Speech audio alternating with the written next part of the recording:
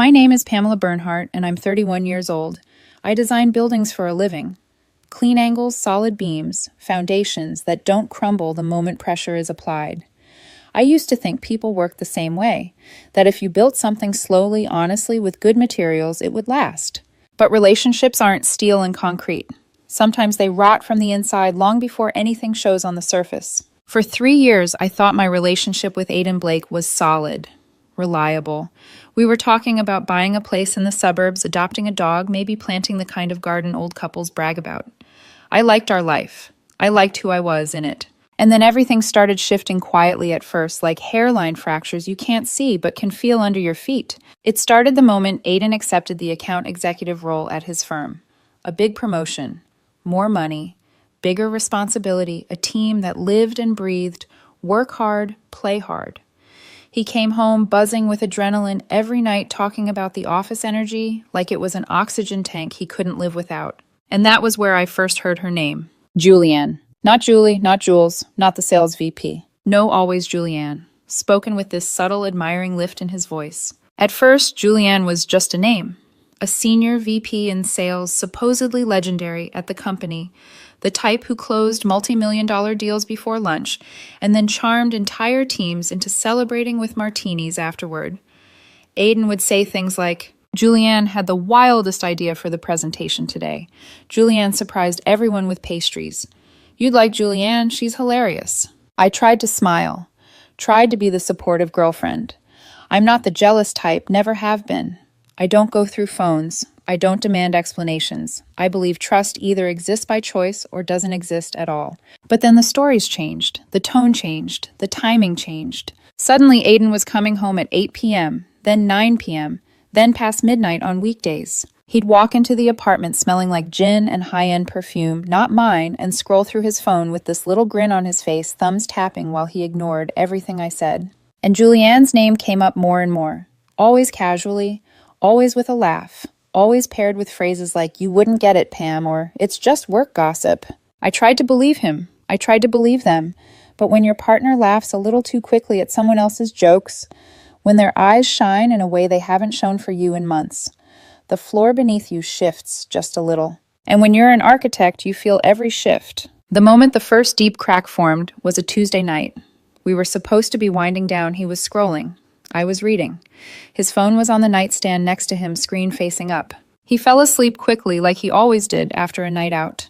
I was still awake when his phone lit up, illuminating the dark room. I didn't look on purpose. The text was right there, large font, too bright to ignore. Julianne, night, baby. Don't be late tomorrow. My stomach dropped so hard I genuinely felt cold, like my blood had turned to ice water. Baby, with a winking emoji, and the intimate casualness of, don't be late tomorrow, like they had plans together, like this was something more than office chatter. Aiden slept peacefully beside me, while I sat awake staring at the ceiling, replaying that message in my head over and over. It wasn't just the word baby, it was the tone behind it, the familiarity, the confidence, the unsaid claim. The next morning, while he brewed coffee like nothing was happening, I confronted him. Aiden, I said, leaning against the counter, pretending I wasn't shaking. I saw a text pop up on your phone last night. From Julianne. He froze. The spoon clinked against the mug.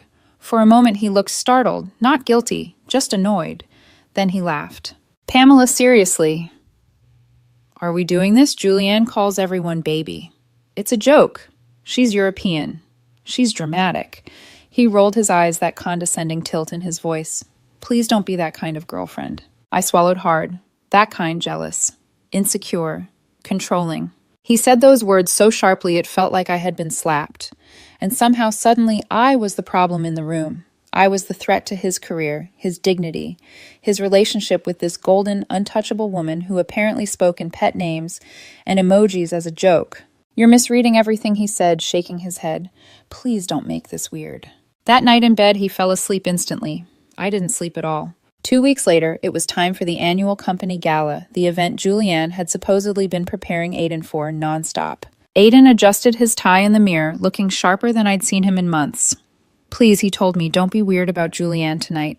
She's important. Just be normal. I forced a smile. Sure, normal. But the entire ride there, I felt that same cold weight in my stomach, the same weight I felt when I saw that text. a heavy, sinking dread I couldn't shake. By the time we stepped into the ballroom under glittering crystal chandeliers, I already knew this night wouldn't end the way he imagined. I just didn't know how much it would break me. The ballroom looked like something out of a classic film. Warm gold lighting, polished marble floors, crystal chandeliers reflecting soft glimmers across the room. People in tailored suits and glittering gowns mingled with champagne glasses in hand, and the whole space hummed with the kind of confidence that comes from expensive events where everyone wants to be seen. As we entered, Aiden tightened his grip on my hand, not for comfort, but as a subtle reminder. "Please, Pamela," he muttered, without looking at me. "Just don't make tonight awkward." His tone had that familiar sharp edge I'd grown used to, half warning, half irritation. I answered with a clipped "I said I'd behave," though bitterness rose in my throat. We walked further in, and Aiden immediately scanned the room, searching for her. I wasn't surprised. I spotted Julianne before he did. She stood near the bar, a vision of deliberate elegance, sleek black satin gown, perfectly styled, bob deep red lipstick, and a posture that suggested the entire evening revolved around her presence. The moment her eyes landed on Aiden, her face brightened. She moved toward him with confidence, arms open, and embraced him in a slow, lingering hug that was far too intimate for coworkers. Her hand slid to the lower part of his back in a way that made it clear this wasn't a casual greeting. Aiden welcomed it. Julianne finally turned to me with a polished smile. "You must be Pamela. I've heard things." The pause before things was intentional. I extended my hand, but she didn't take it. She simply looked me over, assessing me like I was a footnote rather than Aiden's partner. The next 20 minutes were excruciating. We joined her circle of colleagues where Aiden and Julianne fell into rapid-fire conversation filled with office jargon, inside jokes, and references I didn't understand. Their chemistry was obvious, a shorthand they seemed proud to display. Whenever Julianne touched his arm, he didn't pull away. When she leaned in close to whisper in his ear, he responded with low laughter. I felt like an outsider observing a private universe that had no room for me. When dinner was announced, we followed the seating chart to table 4, where the inevitable arrangement awaited Julianne, Aiden, and me.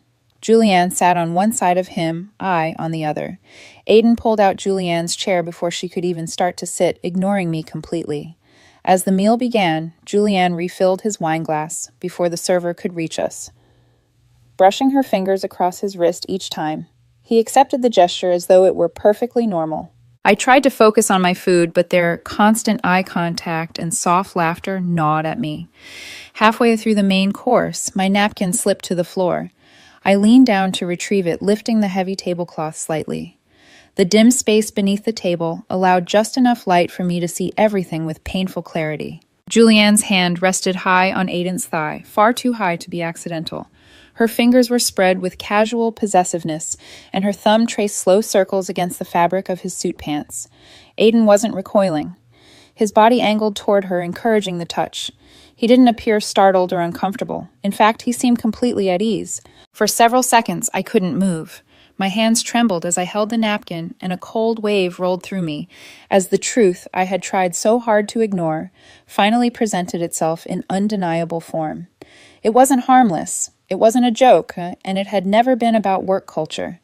This was betrayal bold and unapologetic, happening right in front of me. When I sat up again, the room felt distant, as though I were underwater. Aiden was whispering something to Julianne, and she responded with a soft giggle, brushing her shoulder against his. Their world remained intact and private. I was nowhere inside it. I placed the napkin neatly on the table, stood, and pushed my chair back. Aiden looked up with surprise. "Pamela, where are you going?" "Dessert is coming." "I'm leaving," I said, my voice steady and shockingly calm. He leaned toward me with a frustrated hiss. "Sit down. You're causing a scene." I wasn't causing a scene. I was choosing myself. Without another word, I walked out of the ballroom, past the clusters of laughing colleagues and glittering decorations, past every illusion I had been clinging to for months. The lobby's cold lighting felt almost cleansing. I called for the valet, collected my car, and drove home in complete silence. Not angry silence, just the kind that settles in when there is nothing left to argue about, no more excuses to consider. The truth had finally surfaced, and now I had to face it. The drive home felt strangely calm. Not peaceful, just quiet, the kind of quiet that settles in when shock finally turns into clarity. By the time I pulled into the parking garage, the numbness had sharpened into purpose. I walked into the apartment and stood there for a moment, absorbing the familiar silence of a place that had become increasingly unfamiliar to me over the past few months. Then I went to work. I've always been good at compartmentalizing. It's why I excel at architecture. Problems are identified, addressed, and resolved step by step. That night, I applied the same logic to my relationship. I pulled out 2 suitcases from the closet and laid them open on the bed. For a moment, I stared at Aiden's things, remembering the morning coffee routines, the laughter we used to share the plans we once talked about. But nostalgia is a dangerous thing. It blurs the truth, so I pushed it aside. I packed efficiently. Clothes, toiletries, his laptop, shoes, colognes, the jacket he always claimed was lucky during work presentations. I didn't pack everything. I wasn't doing him a favor. I was simply removing the essentials so he'd have no reason to linger. Every fold felt like a closing bracket on a sentence that had dragged on far too long. I placed the suitcases by the front door and waited. It took Aiden nearly an hour to come home. When he burst through the door, he carried the scent of whiskey and entitlement, his expression an irritated mix of confusion and anger. "What the hell was that, Pamela?" he demanded immediately. "You left me at the table. Do you know how embarrassing that was?" He shut the door behind him, still in his suit, still smelling like the gala. When he turned and noticed the neatly arranged suitcases by the entrance, his irritation faltered. What is this?" he asked, brow furrowing. "Are you going somewhere?" "No," I replied, standing from the couch. "You are." Aiden laughed, a sharp, disbelieving sound, as if the idea were ridiculous. "Pamela, come on. You're being dramatic. Is this because of dinner?" "Because I was talking to Julianne." I met his gaze with the same quiet steadiness I had walked out of the ballroom with. "It's because I saw her hand on your thigh." He froze. Everything in the room went still. Even the air conditioning seemed to quiet. For the first time in months, he looked genuinely startled, but it lasted only a second.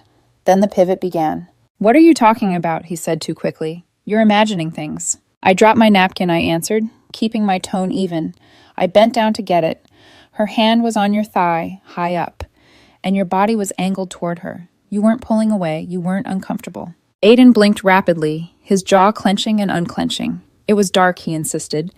"Maybe her hand brushed against me by accident.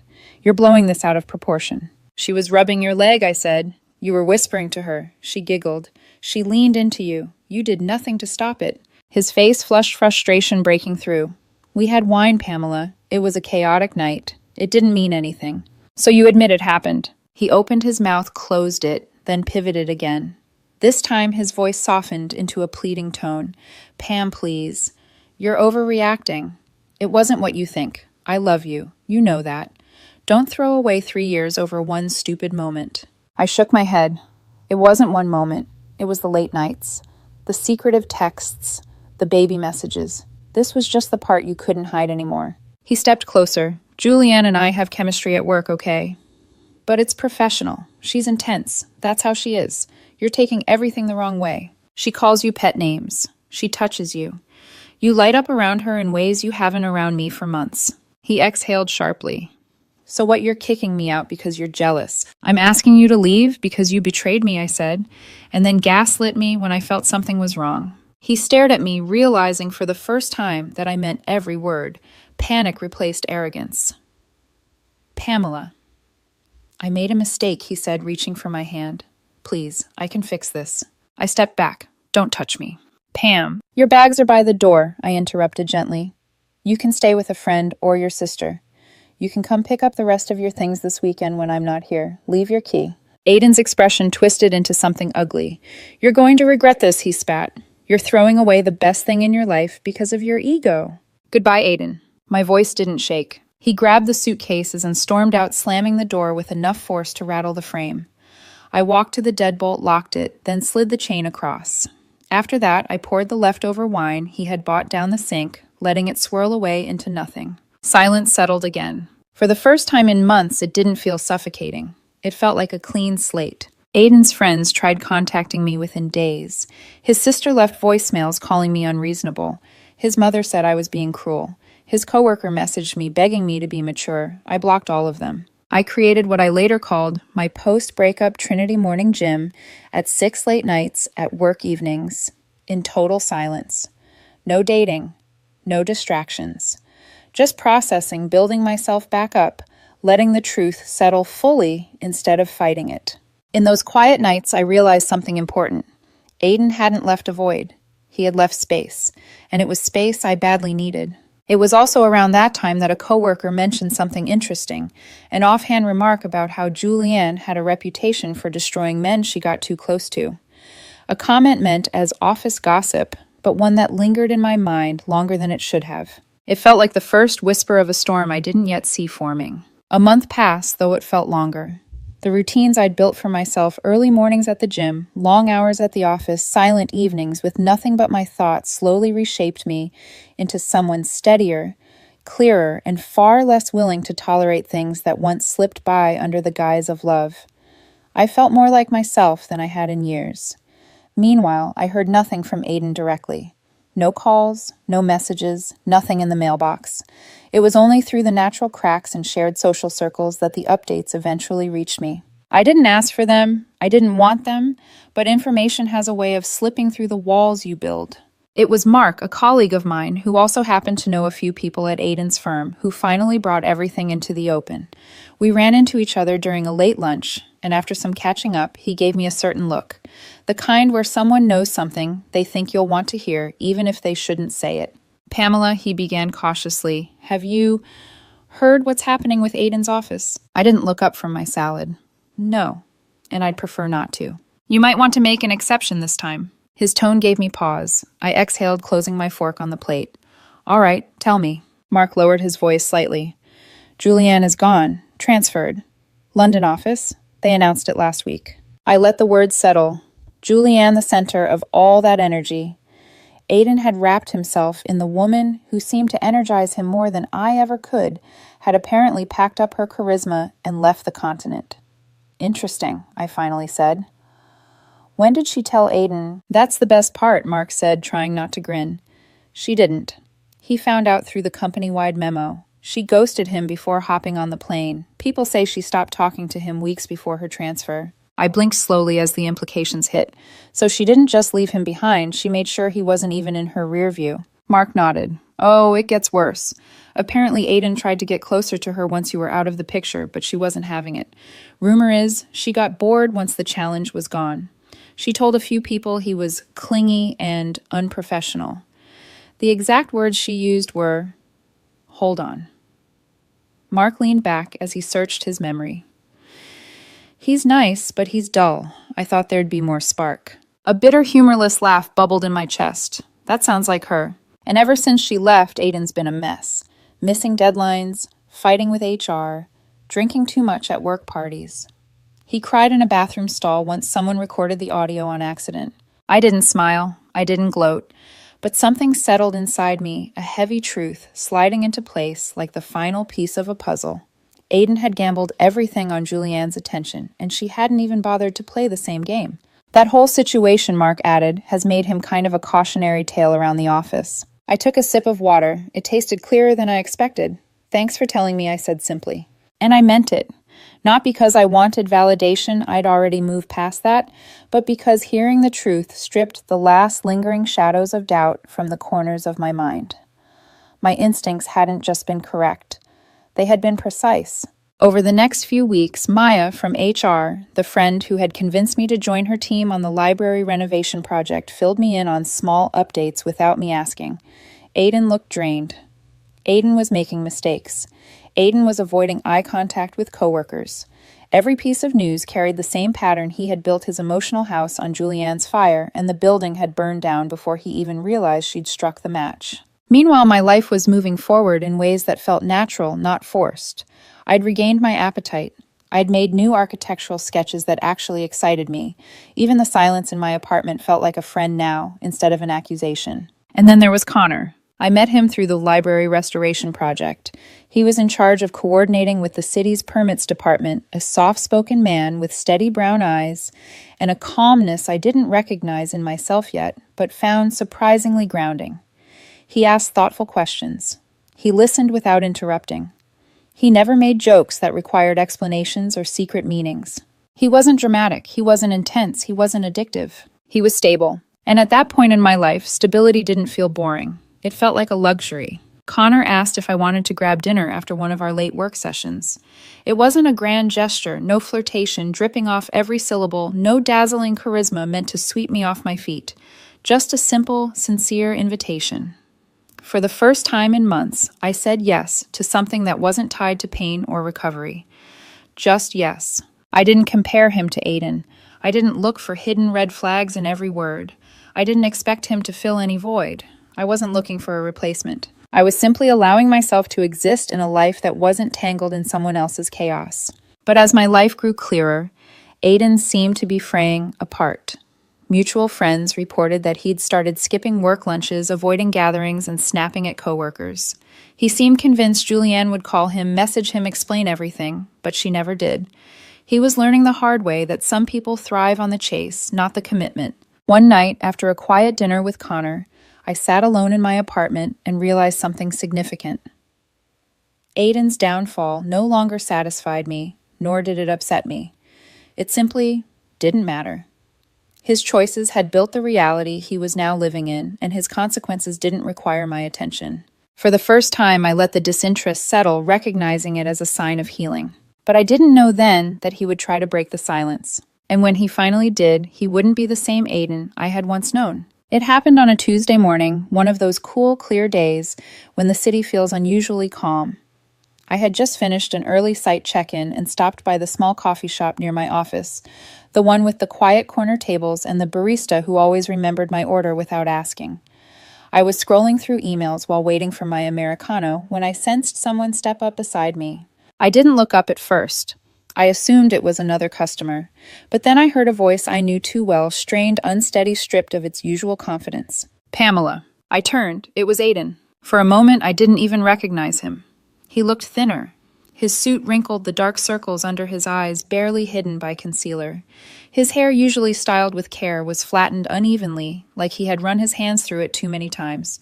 He stood there holding a cup of tea with both hands, knuckles pale, as if the warmth were the only thing keeping him grounded. Aiden, I said evenly. My voice came out more neutral than I expected. No anger, no affection, no nostalgia, just acknowledgement. I knew you came here before work, he said with a fragile smile that didn't reach his eyes.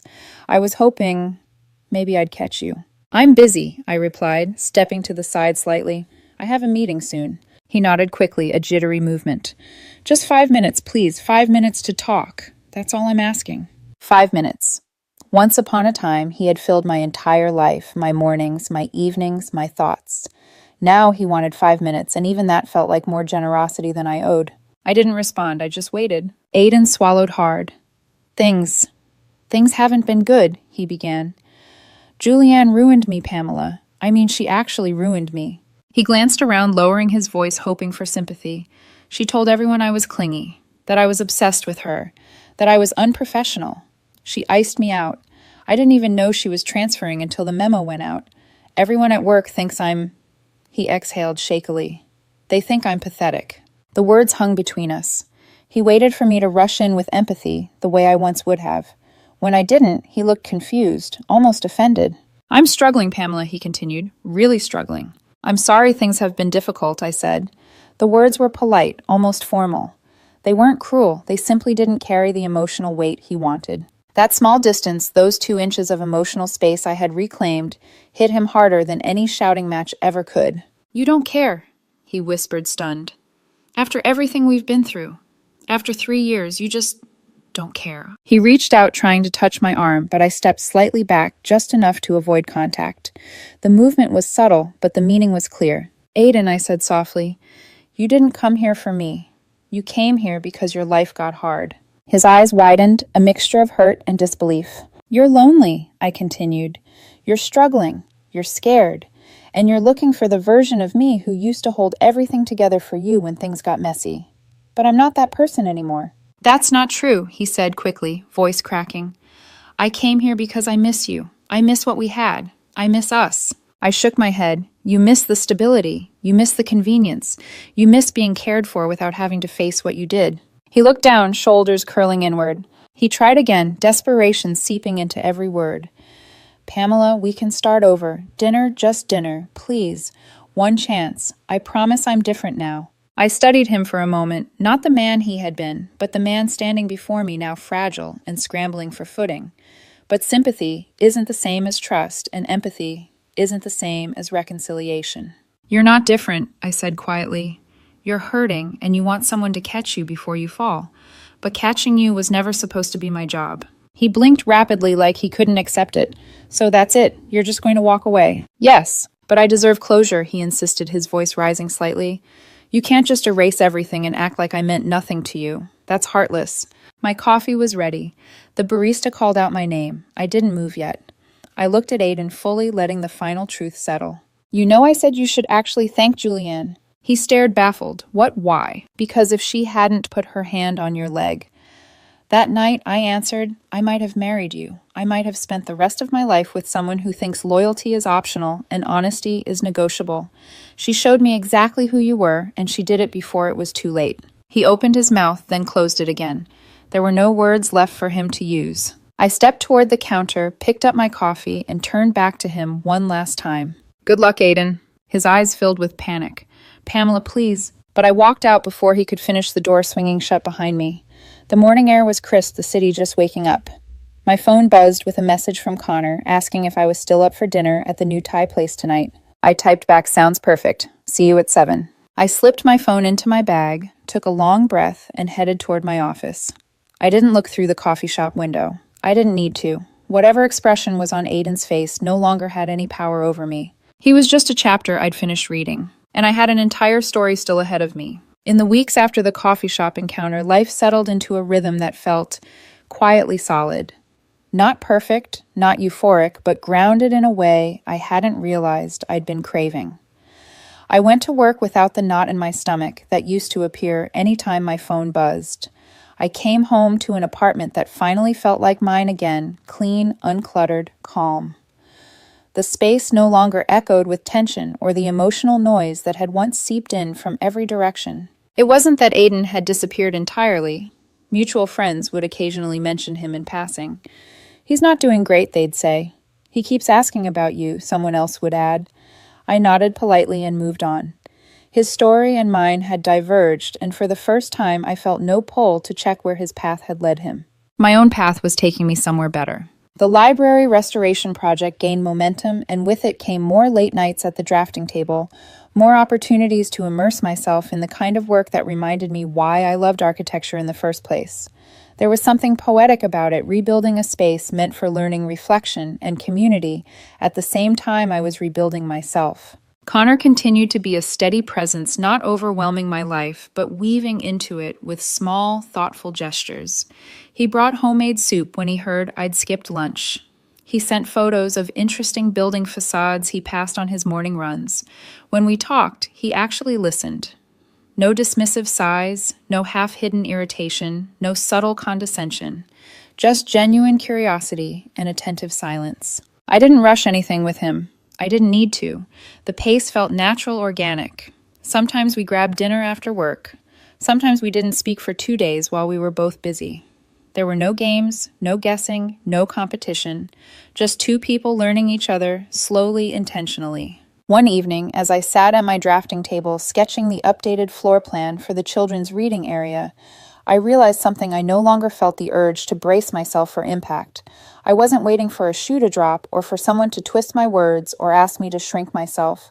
For the first time in a long while, I was breathing without caution. It was a small revelation, but it hit with surprising force. In the quiet, I thought back to the beginning, to the late-night text I had seen glowing on the nightstand, to the dismissal that followed, to every moment I had doubted myself, because I trusted someone else's explanations more than my own instincts. I thought about the gala, the way the world had gone silent under that tablecloth, and the long walk out of that ballroom where I hadn't looked back. I also thought about Julianne, not with anger, not with resentment, but with a strange sense of gratitude. She had shown me a truth I wasn't ready to see, a truth that had freed me. And Aiden, well, he had shown me something too. That love built on avoidance, denial, and half-truths will collapse long before the final crack appears. That loyalty means nothing if it requires you to betray yourself first. that someone can care for you but still choose to prioritize their ego, their validation, their temptations over your trust. People aren't buildings. You can't reinforce them with steel beams or prevent foundational issues with better materials. But the lessons I learned through architecture still applied when you see a crack forming. Ignoring it won't stop the damage. You either repair it honestly or accept that the structure isn't meant to last. I chose not to live in a collapsing building, and I chose not to rebuild one that had already crumbled. As the project neared completion, the library director invited us to a small after-hours gathering to celebrate the progress. Connor stood beside me under the warm amber lights near the newly restored archway. He looked over the blueprints I held and smiled. "You did good work here," he said, his voice soft but certain. "We did," I corrected. He smiled again, no ego, no posturing, just a man content to share the credit. We walked through the quiet halls, the faint scent of fresh paint lingering in the air. Children would sit here soon, flipping through storybooks. Teenagers would study for exams. Old men would read newspapers. People would build moments and memories in a space that had once been falling apart. It felt right that my own rebuilding had mirrored this place so closely. When the evening wrapped up, Connor walked me to my car. Before I got in, he paused. "Pamela," he said gently, "you seem lighter these days." "I feel lighter," I admitted. He nodded, eyes warm. "You deserve that." Later at home, I set the final blueprint sheet on my desk. It was labeled Children's Wing Final Structural Revision. I traced the lines with my fingers, the clean geometry, the clarity, the purpose. It reminded me of something I had nearly forgotten. I was designing something new now, not just the library, my life. A life built intentionally with strong boundaries, honest foundations, and no more compromises carved out of fear or longing. A life where I trusted my instincts. A life where I didn't shrink myself to soothe someone else's insecurities. As I switched off the lamp, I realized the last remnants of that old ache, the one tied to betrayal, to confusion, to gaslighting, had finally dissolved. I wasn't looking back anymore.